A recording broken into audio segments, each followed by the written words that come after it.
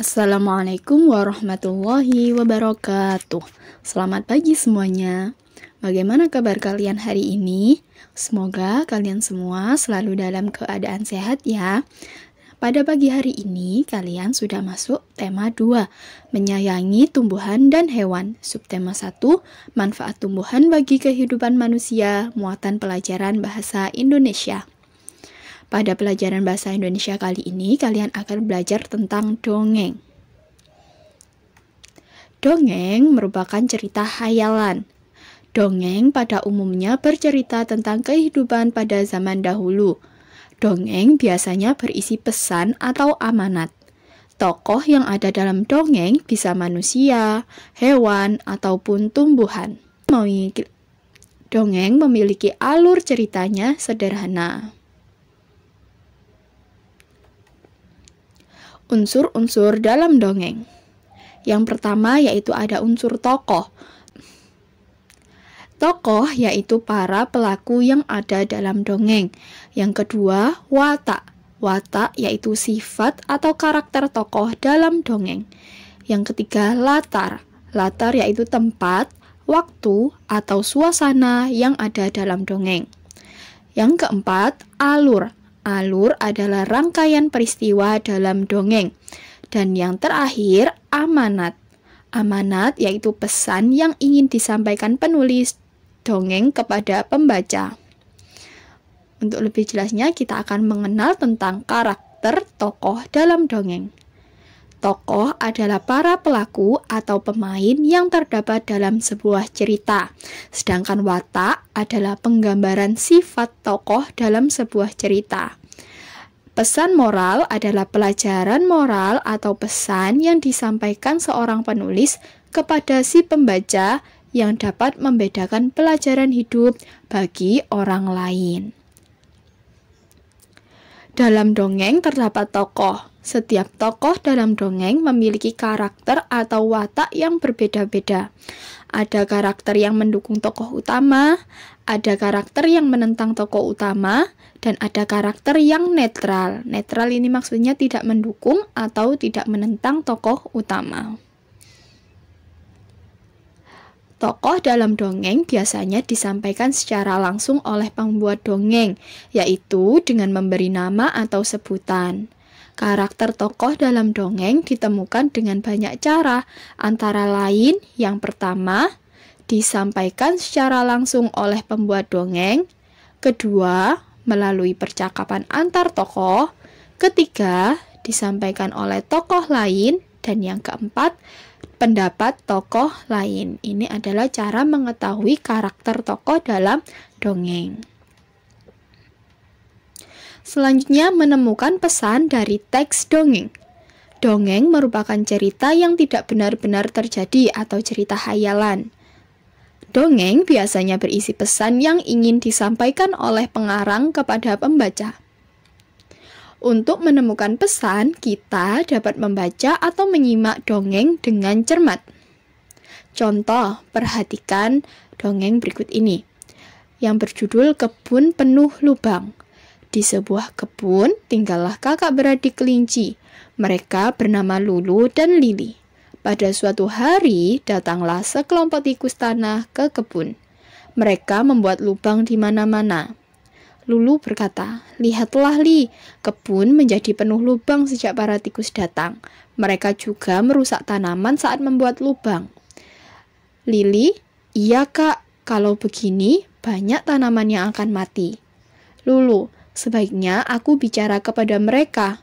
Lili, "Betul, Kak, kakak harus menegur mereka." Lulu segera menemui pimpinan tikus yang bernama Kusi. Kusi menerima kedatangannya dengan senang hati.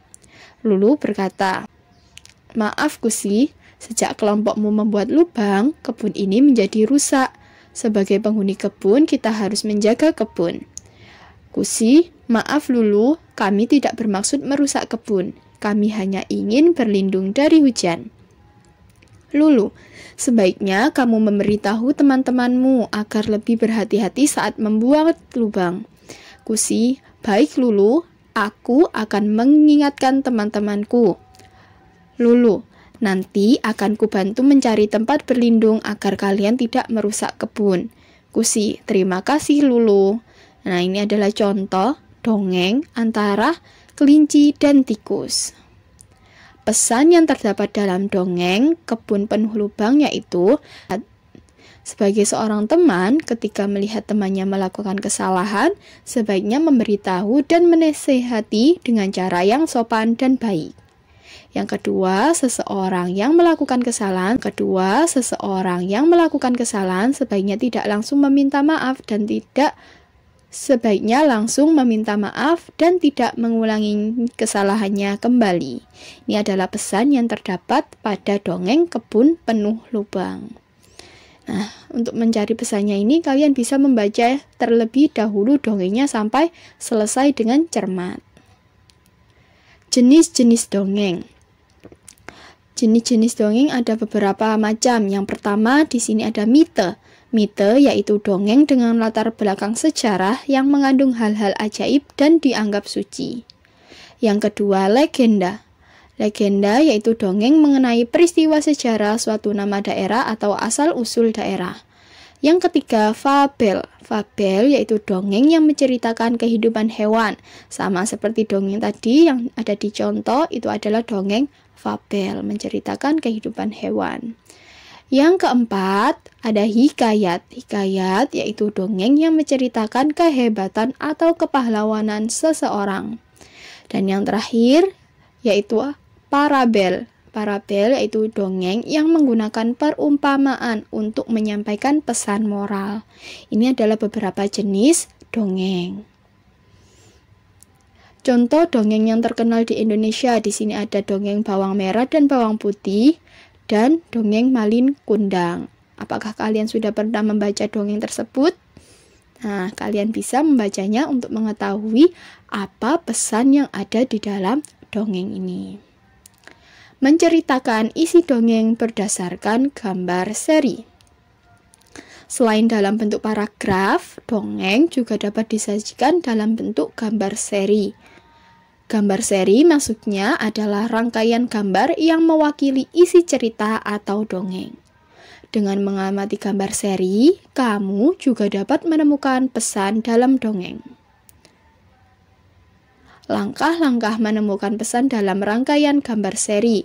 Yang pertama yaitu dengan mengamati gambar dengan cermat. Yang kedua, memperhatikan susunan atau urutan gambar. Yang ketiga, memahami setiap peristiwa yang ada pada gambar. Dan yang terakhir, menemukan pesan dalam rangkaian gambar yang membentuk cerita. Ini adalah langkah-langkah untuk menemukan pesan dalam dongeng dengan gambar seri. Nah, demikian tadi adalah penjelasan materi di tema 2, subtema 1, muatan pelajaran bahasa Indonesia pada pagi hari ini. Bu Fatim cukupkan sampai di sini terlebih dahulu untuk penjelasan materi pada pagi hari ini. Sampai jumpa di pembelajaran selanjutnya. Tetap semangat belajar dan selalu jaga kesehatan. Wassalamualaikum warahmatullahi wabarakatuh.